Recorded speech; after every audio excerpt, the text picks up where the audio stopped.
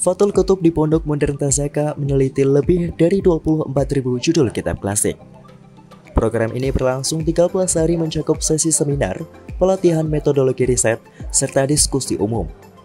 Kitab yang diteliti terdiri atas 4.000 judul dalam bentuk cetak dan sekitar 20.000 dalam bentuk format digital seperti Maktabah Syamilah dan e-book lainnya. Kegiatan diawali dengan seminar oleh narasumber ahli dan meliputi materi Al-Quran, hadis, usul fiqh, dan akidah. Santri diuji dalam keterampilan berbahasa Arab, analisis, dan penulisan sistematis. Fathul Qutub didukung penuh oleh Dar El-Hikmah Library Tazaka yang menyediakan ribuan koleksi kitab. Assalamualaikum warahmatullahi wabarakatuh. Pemirsa Tazaka TV dimanapun Anda berada, alhamdulillah wa syukrulillah, semoga pemirsa semua dalam kondisi sehat walafiat. Amin ya robbal alamin. Pada pagi hari ini kita akan membahas satu topik penting mengenai tradisi membaca kitab kuning di pondok modern. Tradisi ini adalah tradisi intelektualisme Islam yang telah berjalan berabad-abad dan sampai sekarang masih kita lestarikan tradisi tersebut.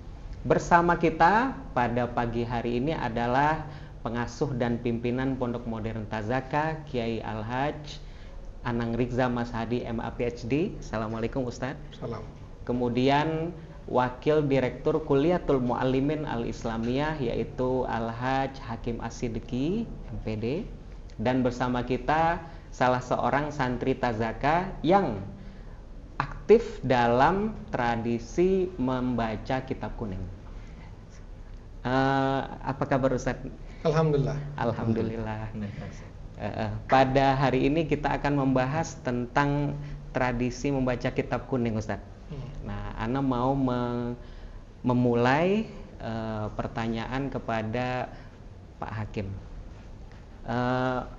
Pak Hakim, di Pondok Modern Tazaka ada tradisi membaca kitab kuning. Apakah betul demikian? Iya, betul. Kegiatan ini kita kemas di dalam sebuah kegiatan dengan nama kegiatan adalah Usbu'ud Dirasah fi Kutubit Turas Al-Islami, atau yang lebih kita kenal dengan Fathul Qutub. Kegiatan ini dimulai dengan brainstorming. Ada wawasan seminar-seminar untuk membuka wawasan santri. Kemudian juga ada workshop bagaimana membuka kitabnya, karena masing-masing kitab itu berbeda.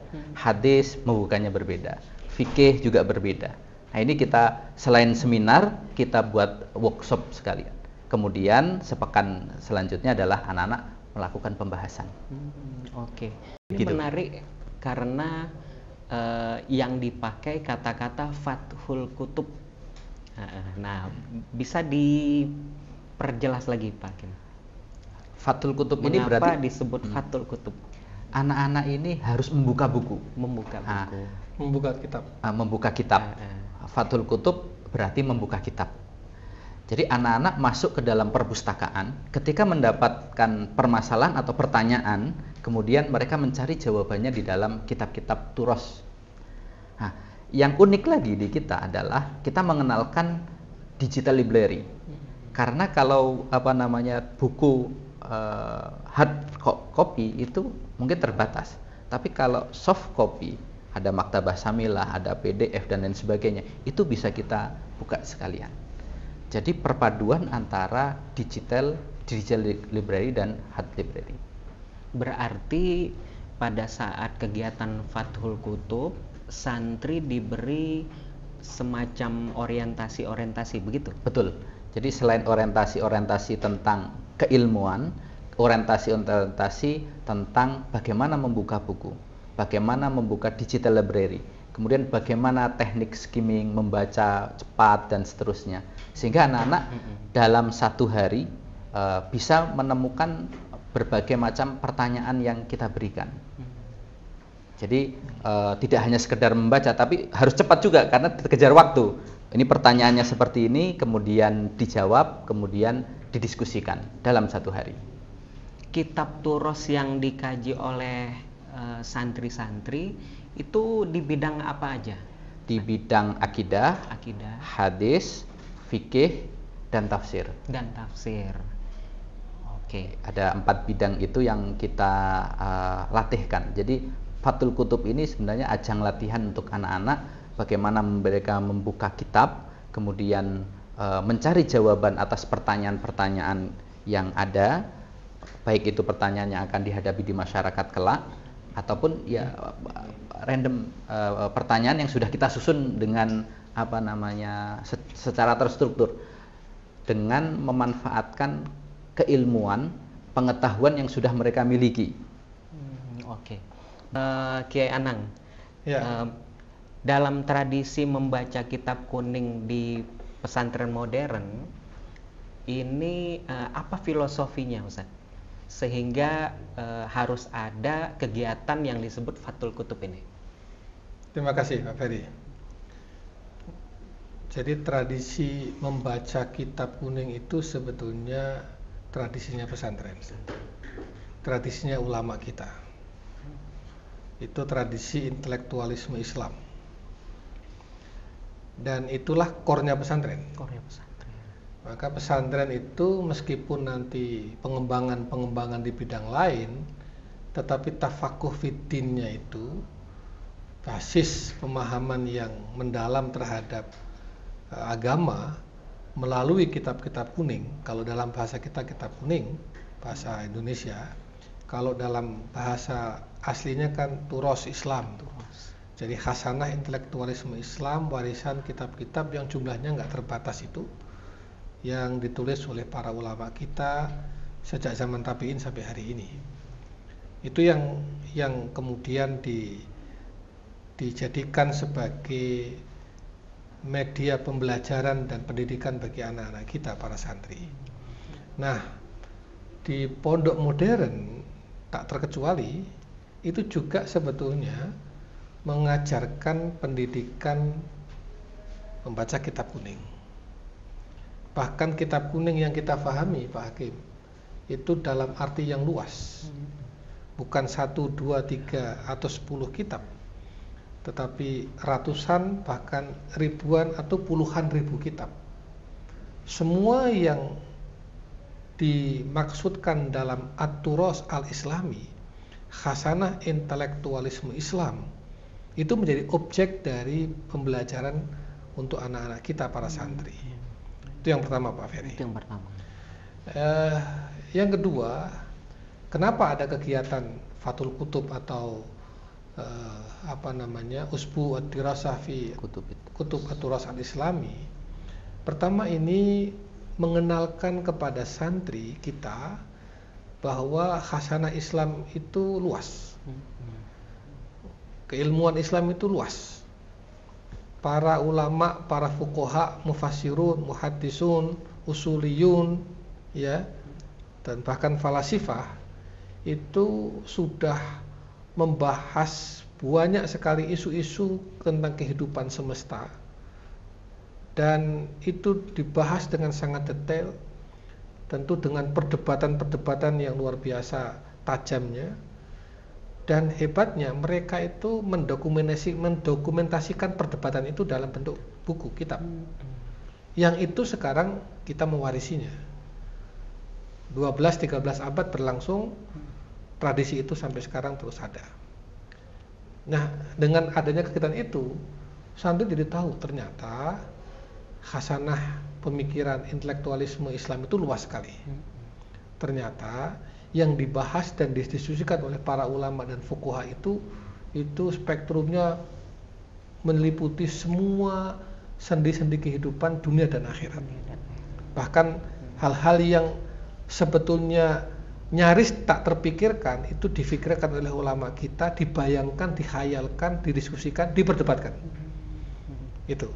Sehingga dengan Fathul Kutub ini anak-anak jadi luas cakrawalannya.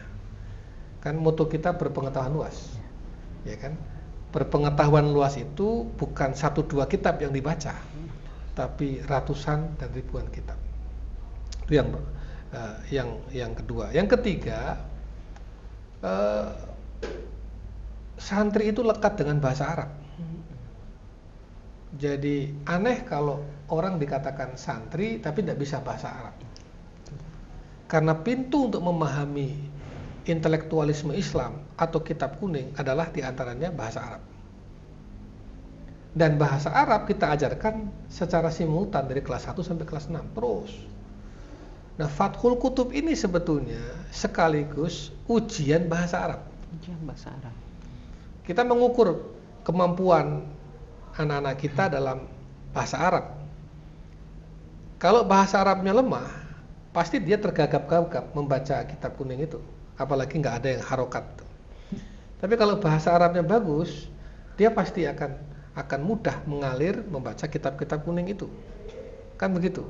Jadi ini ujian bahasa Arab sesungguhnya. Sekaligus bukan cuma bahasa Arab dalam arti membaca kitab, tapi bahasa Arab dengan segala turunannya. Ya, bahasa dalam kitab fikih berbeda dengan bahasa dalam kitab akidah. Berbeda dengan bahasa dalam kitab tafsir. Berbeda lagi dengan bahasa yang ditulis oleh ulama dalam kitab-kitab hadis. Sehingga ada unsur balaghohnya, nahwunya, sorofnya. Bahkan ini masuk leksikologi. Karena anak-anak itu ketika membaca kitab menemui ada kata-kata yang tidak dipahami, dia harus buka kamus. Nah, membuka kamus, menemukan makna dari kata itu, dia harus paham nahwu, sorof, dan ada teori membuka kamus kan? Itu kan yang disebut dengan Fathul Mu'jam. Itu yang disebut dengan leksikologi, leksikografi. Jadi bahasa Arab dengan segala turunannya. Itu Pak Ferry, Pak Hakim. Nah, yang keempat, Fathul Kutub ini sebetulnya dimaksudkan untuk, dalam tanda petik ya, latihan beristihad. Jadi kita ingin santri-santri kita ini ya mengenal tradisi istihad itu. Bagaimana sih ulama-ulama dulu kalau beristihad? Ada masalah itu diurai, dipecahkan rumus-rumusnya. Ada teori A, teori B, teori C. Ada pendapat A, pendapat B, pendapat C, pendapat D.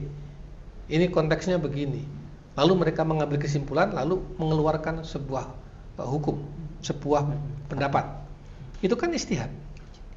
Nah, dengan dikasih soal tadi, lalu carikan jawabannya dalam kitab-kitab itu, maka anak-anak akan menyelami semua kitab-kitab itu dan akan memecahkan rumus-rumus itu, kemudian akan berinteraksi dan berkomunikasi, berdialog dengan para ulama, para fuqaha melalui kitab-kitab itu, kemudian dia merumuskan jawaban masalah tadi yang ditanyakan tadi. Jadi ini adalah latihan beristihad. Itu. Ya, kenapa? Karena anak-anak kita ini nanti pulang ke masyarakat itu akan ditanya, dia akan menjadi sumber rujukan masyarakat. Kan? Masyarakat akan tanya tentang agama kepada siapa kalau bukan kepada santri? Tentu kepada santri. Dari sisi kompetensinya, dari sisi kapasitasnya, kan itu. Nah, kalau santri kita nggak dibekali dengan tradisi istihad, ya, teori-teori merumuskan masalah, memecahkan masalah, kemudian bahasa Arabnya nggak diperkuat, kemudian dia tidak tahu betapa luasnya spektrum cakrawala pemikiran Hasanah Islam itu, nanti mereka akan tergagap-gagap ketika di masyarakat. Gitu Pak Ferry. Dan yang terakhir, yang ingin kita targetkan dari Fathul Kutub ini adalah semangat dari sebuah slogan yang ini menjadi slogan kita, yaitu jadilah ulama yang intelek. Jadi kita ingin anak-anak ini dengan Fathul Kutub itu kelak menjadi ulama yang intelek. Jadi ada keulamaan, ada intelektualitas, ya kan? Kalau hanya dia ulama, pandai baca kitab kuning, mengerti tradisi-tradisi dalam kitab-kitab itu, tetapi dia nggak punya wawasan tentang isu-isu kontemporer, perkembangan terkini, nanti gagap dia. Gitu kan? Atau sebaliknya, paham betul isu-isu kontemporer, wawasan terkini, tapi dia tidak punya dasar yang mengakar pada kitab Turos dan kitab kuning itu tadi, sehingga dia nggak bisa menjawab dengan baik gitu. Jadi ulama yang intelek ya, bukan intelek yang tahu agama. Karena sekarang ini banyak yang intelek yang hanya sekedar tahu agama, tahu sedikit lah tentang agama. Nah ini kita ingin anak ini tafakuh fitin betul, menjadi ulama sekaligus menjadi intelektual, gitu. Nah, dengan adanya Fathul Kutub ini, saya kira anak-anak nanti akan tumbuh menjadi anak-anak yang toleran. Kenapa? Begini Pak Hakim, Pak Ferry. Itu kan mereka secara otomatis kan mereka mengenal perdebatan itu. Betul. Ternyata satu masalah itu pendapatnya ada nggak satu ya. Ternyata ada banyak pendapat. Dan masing-masing pendapat itu ada istidlalnya, ada landasan hukumnya. Kan begitu kan? Betul. Itu anak-anak akhirnya wise, bijak gitu. Jadi dia nggak hitam putih menghukumi sesuatu. Biasanya orang yang hitam putih, orang yang kolot itu karena wawasan dan bacaannya sempit. Tapi orang semakin luas bacaannya, orang semakin banyak kitab yang dia baca, yang dia telusuri, dia akan semakin bijak. Ya, apalagi kalau udah masuk fikih. Wah, fikih itu sebetulnya semua hal bisa dikatakan boleh. Iya kan? Artinya apa? Artinya semua ada istidlalnya. Sekarang sentuhan wanita dengan perempuan ketika sudah wudu batal apa enggak? Itu kan perdebatannya panjang sekali. Sampai berjilid-jilid hanya bahas itu saja. Gitu? Terus apa lagi? Tentang masa idah perempuan, apalagi waris, itu, apalagi banyak sekali.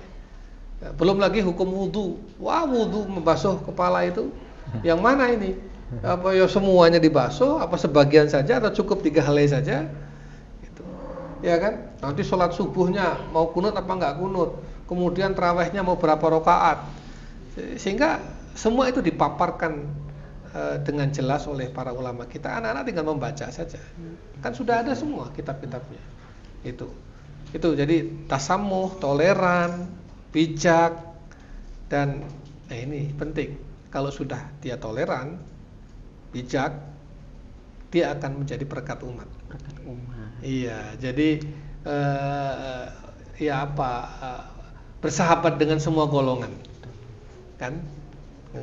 Masa kita bersetegang gara-gara beda madhab, kan itu Pak Ferry. Itu. Jadi saya kira itu diantara filosofi dan inti dari kegiatan Fathul Kutub yang anak-anak kita laksanakan ini. Dan itu yang sekarang kan hybrid Pak Hakim. Hybrid ya. Betul. Jadi begini Pak Ferry.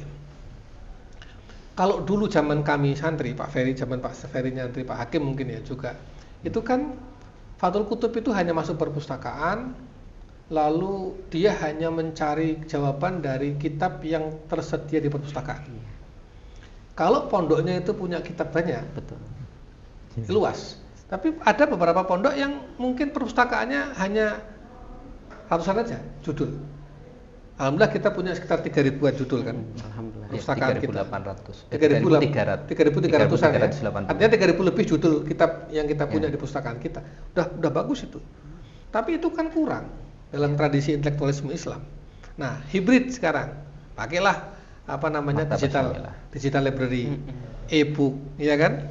Lewat platform Maktabah Syamilah, atau Maktabah Jami'ah, atau e-book, PDF apa sekarang. Kan sekarang begitu, jurnal-jurnal sekarang sudah online semua. Apalagi ada EE dan sebagainya itu. Apa artinya? Ya kita mesti ada pembaruan. Fathul Kutubnya tetap, kitabnya tetap, tapi mungkin toolsnya ada pembaruan. Jadi sekarang kami menggunakan hybrid itu. Karena anak boleh bawa laptop. Laptopnya diisi dengan Maktabah Syamilah, diisi dengan akses kepada perpustakaan-perpustakaan itu, lalu mereka diberi wawasan tentang perpustakaan, diberi wawasan tentang cara membuka perpustakaan digital, ya kan, membaca e-book, dan kemudian tadi orientasi pada hal-hal yang lebih teknis, yang itu terjadi pada masa ini, yang pada masa kita dulu nggak terjadi. Itu karena kan zaman terus berkembang. Jadi saya kira begitu, Pak Ferry. Masya Allah.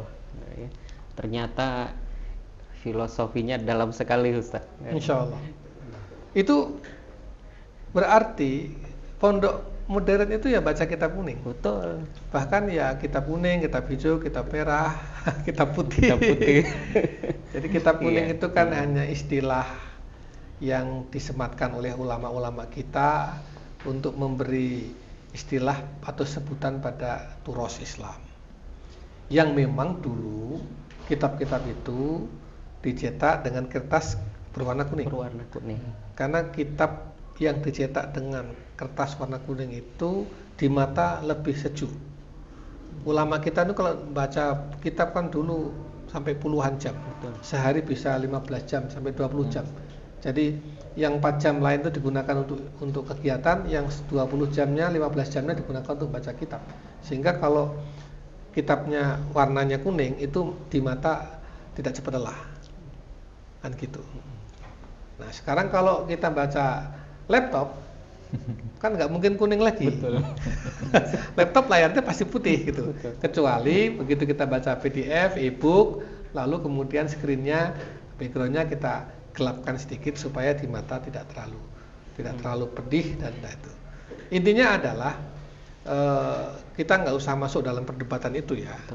Tetapi bahwa tradisi dan akses para santri kita kepada kitab turos atau katakanlah kitab kuning itu ada, dan itu tidak saja hanya pada Fathul Qutub. Sahih. Justru malah tidak ada hanya pada Fathul Iya, Qutub. Fathul Qutub itu salah satu, bukan satu-satunya. Karena pelajaran anak-anak dari mulai kelas 3 ya Pak Hakim ya. Betul. 3, 4, 5, 6 itu kan sebetulnya semuanya sudah belajar kitab semua. Betul. Iya kan? Bahkan kelas 5-nya Bidayatul Mujtahid. Iya kan? Betul. Kemudian tauhidnya Asy'ariyah. Asy'ariyah. Iya, dari Al-Azhar. Ini tauhidnya kelas 4, 5, 6 itu kita memakai buku yang diajarkan di Al-Azhar. Jadi plek, nggak ada satupun huruf yang kita ubah. Gitu loh Pak Ferry. Itu kan kitab-kitab turos semua. Betul, betul. Ya. Kemudian apa lagi Pak Hakim? Bulughul Maram. Bulughul Maram, hadis. Kemudian ada lagi tarikh adab, ya, balaghahnya. Kemudian sampai kepada tafsirnya. Tafsir kelas 6 itu yang saya kompilasi itu kan dari tafsir An-Nafasi, An-Nasafi, ya kan? Kemudian Jalalain, kemudian Al-Baidawi, kemudian Ar-Razi.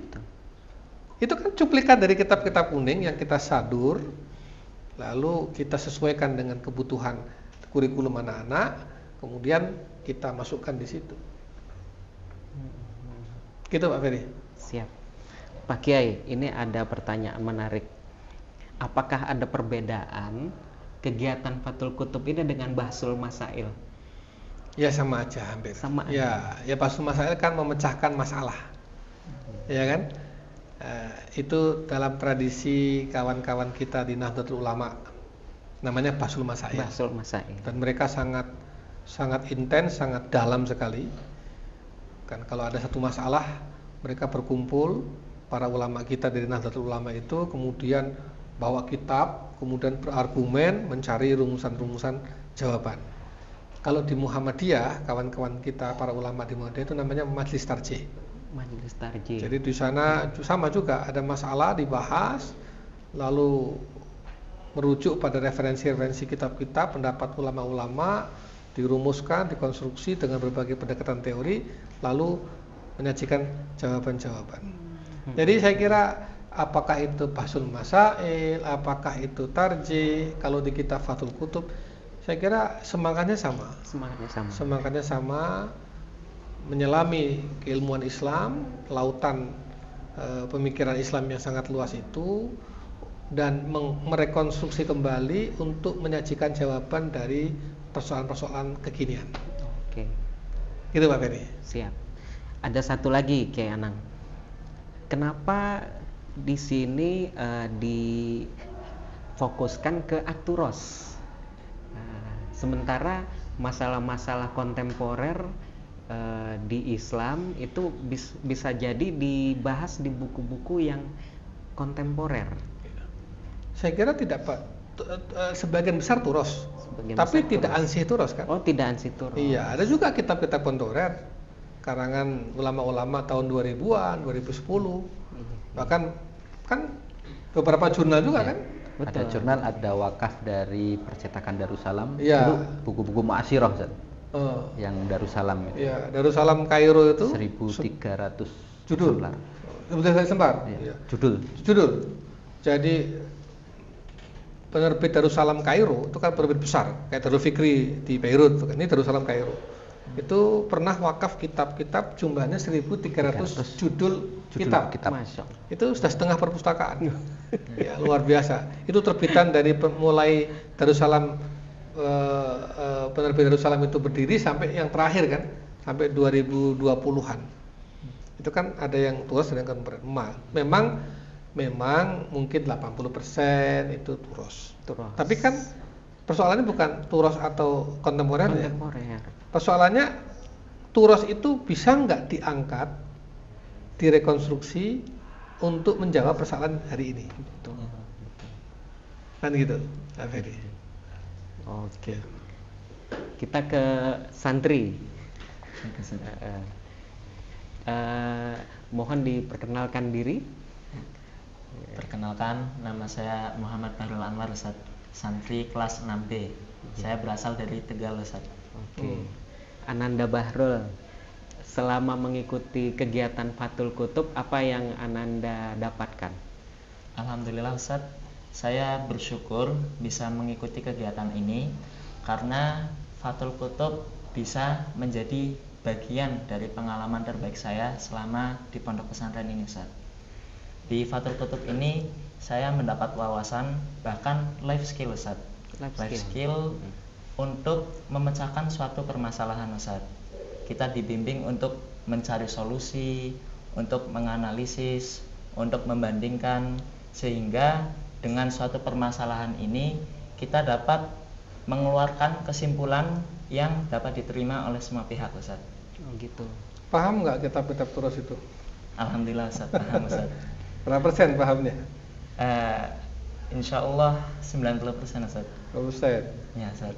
Karena sebelum melakukan Fathul Kutub ini kita diberikan workshop Fathul Mu'jam, Ustaz, di mana kita dilatih cara menggunakan kamus, Ustaz.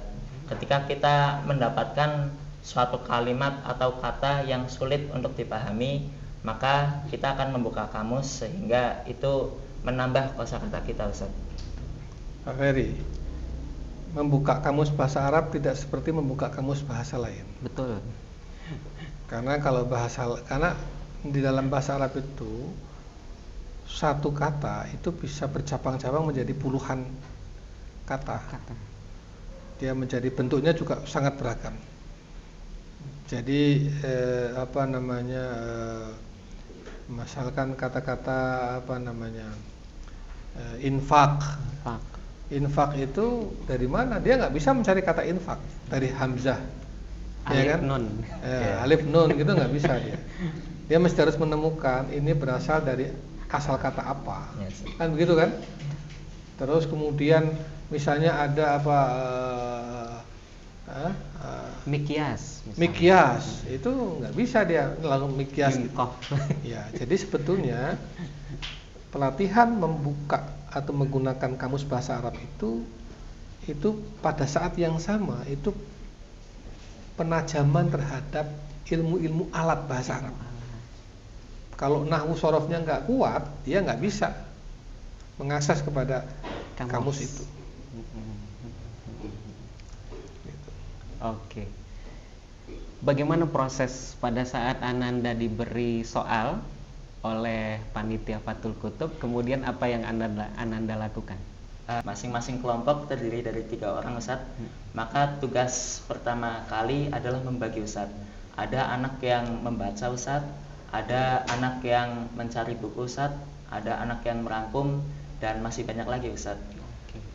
Nah, kemudian ketika masa pembahasan, Ustaz, kita membaca buku, kita mencari di mana letak pembahasan yang sesuai dengan persoalan yang diberikan, Ustaz. Ini berpikir skematik, paradigmatik, skematik, atau kalau dalam perpustakaan namanya apa? Katalog. Katalog. Jadi ketika santri ini mendapati soal, dia harus kategorikan dulu. Ini soalnya ini ada di rumpun mana akidah, rumpun fikih, rumpun hadis, rumpun tafsir, atau rumpun falsafah misalnya, kan gitu. Atau rumpun apa ini? Kalau udah ketemu rumpunnya, baru dia cari kitabnya, ya kitab yang rumpun itu. Maka dia harus menuju ke rak perpustakaan yang rumpunnya itu sesuai dengan soal itu. Setelah itu baru dia harus mencari kitab yang kira-kira bisa menemukan jawaban itu. Setelah ketemu kitabnya, dia harus merumuskan lagi, ini masuk dalam bab apa. Karena kitab itu kan ada 10 jilid. Betul. Iya kan? Yang pertama kali harus dibaca adalah daftar isi. Ustaz. Jadi skill, kemudian micro skill juga.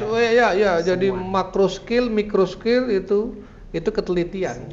Kalau dia nggak punya cara berpikir paradigmatik, skematik, satu soal bisa 5 hari ketemunya. Atau semua kitab di perpustakaan dibuka satu-satu. Itu bisa sebulan nggak selesai, Pak. Tapi begitu dia berpikir paradigmatik, skematik, itu dalam hitungan menit dia udah bisa, oh di sana. Buka kitabnya, oh bab ini. Baru ketemu jawabannya. Dibaca, dianalisis, kumpulkan dengan pendapat-pendapat lain. Gitu. Oke. Ya, gitu? Nah, Ustaz. Mantap ya. Setelah 2 pekan menjalani acara Fathul Kutub ini, manfaat apa dan terutama dari segi sikap yang Ananda dapatkan? Dari segi sikap, saya merasa saya lebih berpikir secara kritis, Ustaz. Oke. Ya, kita harus mengolah terhadap suatu informasi yang kita peroleh, Ustaz. Kita membandingkan satu informasi dengan informasi lainnya, Ustaz. Nah, kemudian saya merasa harus bertoleran, Ustaz. Harus bertoleran. Ya, bertoleran dengan pendapat ulama dari mazhab Syafi'i, mungkin pendapat dari ulama mazhab Maliki, Ustaz. Di situ, Ustaz. Jadi ini latihan berpikir komparatif. Jadi dia nggak mono, ya nggak mono. Jadi pandangannya nggak satu arah, tapi dia menggabungkan semua pandangan sehingga cara melihatnya itu ke semua arah. Jadi mendialogkan, mendudukkan masalah. Kan Fathul Kutub itu sama dengan ini ada soal, lalu para ulama dikumpulkan lagi. Iya kan?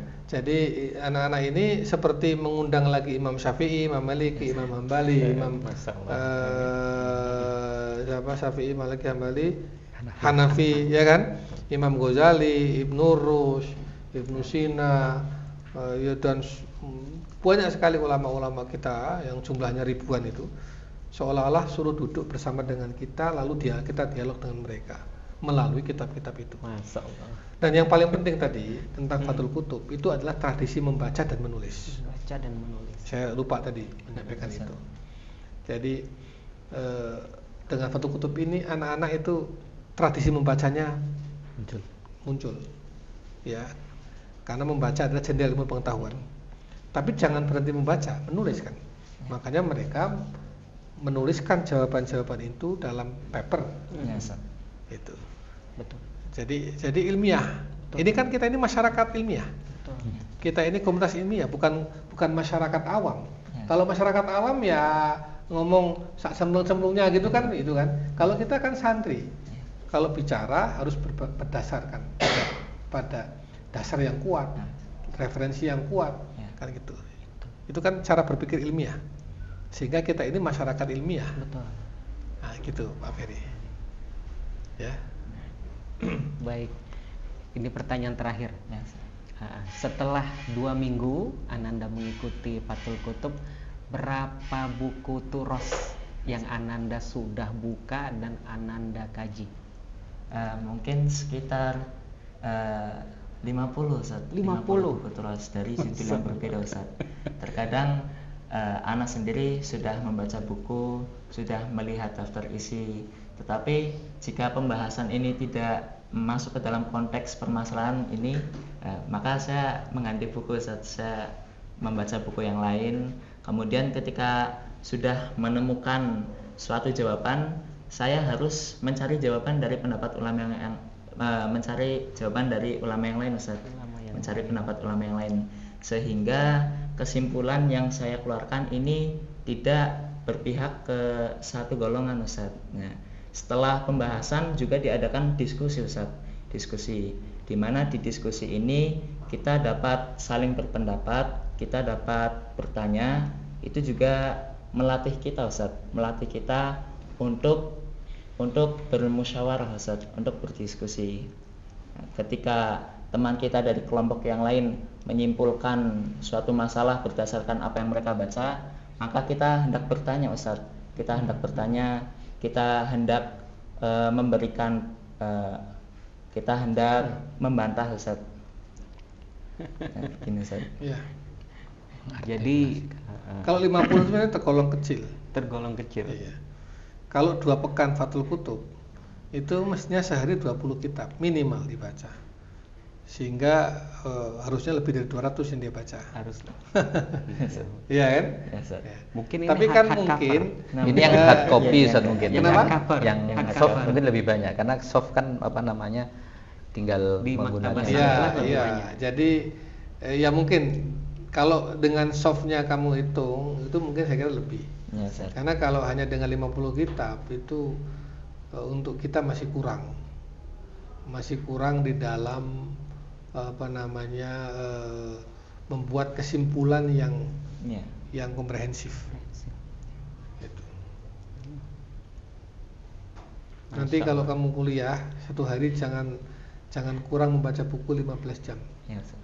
Dulu waktu saya di Al-Azhar membaca buku 15 jam sehari. Masya Allah. Ya, 12 jam, 10, 12, kadang-kadang 15, tapi seringnya antara 10 sampai 12 jam. Saya habiskan waktu di perpustakaan. Masya Gitu. Allah. Balik kita ke Pak Hakim. Pak Hakim, dalam melaksanakan kegiatan Fathul Qutub ini melibatkan berapa guru dan melibatkan berapa santri pondok Tazaka? Fathul Qutub tahun ini melibatkan sebanyak 84 santri yang di isyraf atau dibimbing sebanyak 30 orang guru musyrif, dan juga ada pembicara dari para expert yang kita undang seperti Ustadz Andri Rorsadi, Ustadz Hizbullah, Ustadz Zahrul Fatah yang expert di bidangnya, dan juga ada Kiai Masyudi ya, yang memberikan orientasi terhadap kita terhadap kegiatan Fathul Qutub ini. Jadi ya sekitar 130 kita yang aktif di dalam kegiatan Fathul Qutub ini. Guru dan santri. Guru dan santri. Monggo Pak Kiai, Ya, silakan oke. diminum dulu. Syukur.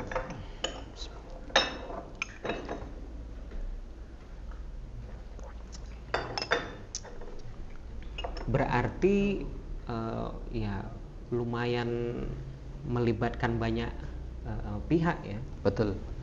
Pak Hakim. Ada berapa pertanyaan yang harus disiapkan oleh musyrif untuk acara Fathul Qutub ini? Untuk setiap rumpun itu kita mempersiapkan 50 pertanyaan. 50 pertanyaan. Berarti ada 200 pertanyaan. 200 pertanyaan. Ada 200 pertanyaan yang ya tidak semuanya kita pertanyakan, Betul. karena memang waktu yang terbatas, tetapi ini juga kita sampaikan ke anak-anak dalam muhadharah gitu, kita juga sampaikan. Misalnya dalam permisalan akidah, kalian akan membahas A, B, C, wah itu sudah 100 pertanyaan. 100 pertanyaan. Ya kan, hadis akan membahas tentang hadis sahih, hadis doif, hadis hasan, ada juga klasifikasi hadis yang lainnya kan gitu. Tetapi untuk hadis memang kita batasi di Kutubus Sittah, karena kalau kita semuanya banyak sekali Ustaz. Jadi anak-anak itu mendapatkan skill dan juga mengimplementasikan apa yang sudah mereka pelajari selama di KMI. Jadi bukan hanya dalam Fathul Qutub saja. Jadi pengetahuan dalam Fathul Qutub itu sebenarnya untuk mengikat dari pelajaran yang sudah mereka pelajari dari kelas 1. Jadi belajar fikih, belajar syafi'i, terus kemudian muqaranatul madzhab di mulai kelas 5, kemudian juga di kelas 3 itu kan belajar fikih, bulughul maram gitu, fikul hadis kan gitu. Jadi apa yang mereka pelajari di KMI kemudian diarahkan di dalam muhadharah, kemudian mereka praktek di dalam Fathul Qutub. Begitu Ustaz. Bisa dicontohkan Pak Hakim masalah-masalah apa yang diberikan ke santri? Yang dapat masalah kan mungkin bisa di ini kan Ananda Bahrul, masalah apa yang mungkin paling berkesan, satu dua masalah yang kamu bahas. Saya pernah mendapatkan persoalan fikih Ustadz tentang apa hukum mengangkat seorang wanita menjadi pemimpin Ustadz. Kemudian di hari selanjutnya saya mendapat persoalan akidah Ustadz tentang hukum at-thair Ustadz. At-tiyarah Ustadz. Jadi at-tiyarah ini seringkali diibaratkan dengan sihir oleh bangsa Arab, di mana bangsa Arab terdahulu mereka saling mengadu nasib jika mereka melihat ada burung Ustadz, terutama burung gagak Ustadz. Kemudian saya pernah mendapatkan soal tafsir Ustadz tentang surat Al-Hajj ayat 25 yang menceritakan tentang larangan kaum kafir Quraisy terhadap Rasulullah untuk bermanasik ke Masjidil Haram Ustadz di tahun Hudaybiyah. Kalau boleh ke Anang lagi, ini yang terakhir Pak Kiai. Kalau dilihat dari soal-soal yang diberikan itu 4 bidang disiplin ilmu, berarti santri-santri memang ditargetkan untuk menguasai 4-4-nya itu. Iya. Setiap santri akan mendapatkan soal di rumpun, semua rumpun itu. Karena giliran aja muter ya, kan itu kan. Jadi kalau hari ini kelompoknya dia itu mendapatkan fikih, besok akan dapatkan akidah, besok akan dapatkan tafsir, besok akan dapatkan hadis, kira-kira gitu. Tapi sebetulnya jawabannya kan bisa sangat luas. Kalau dia bicara tentang fikih, nggak mungkin dia hanya bicara fikih saja. Pasti dia harus bicara tarikh, kan? Apalagi nanti kalau bicara tentang Al-Quran, tafsir, ada asbabun nuzul, ada sosiologi Arab, kan begitu. Harus memahami kenapa ayat ini turun pada masa itu, gimana situasi pada masa itu. Jadi memang soalnya di rumpun-rumpun itu, tapi bahasanya akan luas sekali. Dan soal-soal yang diberikan tadi oleh panitia itu soal-soal yang ada soal-soal yang berdimensi individual, ada soal-soal yang berdimensi sosial komunal, bahkan dalam skala makro kenegaraan atau global. Nah, misalnya tentang perang, ya kan? Beberapa soal bicara tentang hukum perang, ya kan? Berarti kapan diperbolehkan berperang? Apa saja hukum-hukum perang? Itu kan sama dengan hukum perang internasional, betul. Ya kan? Tapi kita melihatnya dari perspektif fikih kan. Sekarang ini kan isunya isu peperangan nih, di mana-mana terjadi peperangan tuh kan. Kemudian apalagi isunya isu tentang dimensi sosial, misalnya tentang minuman keras di masyarakat, ya kan. Kemudian apalagi perjudian, kemudian soal tarawih dan sebagainya itu. Yang dimensi individual nanti tadi saya wudunya batal apa tidak kalau begini, ya kan? Terus wanita haid seperti apa hukumnya, terus waris itu kan.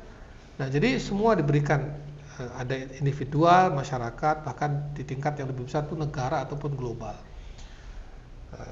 Dan itu insya Allah soal-soal itu dirumuskan oleh para panitia, musyrif, dengan ketelitian dan kedalaman. Kalau soal itu harus mampu mendorong anak-anak berpikir. Jadi jangan sampai ada soal yang anak-anak nggak usah mikir itu. Jadi memang dibuat anak-anak itu mikir. Dan soal yang bagus itu soal yang mendorong mereka untuk berpikir semakin dalam dan mencoba mencari jalan keluarnya semakin luas. Gitu. Ini kan level berpikir tinggi, ya kan? Higher order thinking skill, HOTS, ya kan? Menganalisis, mengevaluasi dan mengkreasi. Nah, inilah anak-anak sebenarnya di level itu mereka, level berpikir tingkat tinggi. Gitu Pak Ferry. Iya. Demikianlah pemirsa Tazaka TV, tradisi Fathul Kutub di Pondok Modern Tazaka sungguh melestarikan tradisi intelektualisme Islam yang telah berjalan berabad yang lalu dan sampai sekarang masih terus dilestarikan di pondok modern yang ada di seluruh Indonesia, termasuk di Pondok Modern Tazaka. Demikian apa yang bisa kami sampaikan, kurang lebih kami mohon maaf. Assalamualaikum warahmatullahi wabarakatuh.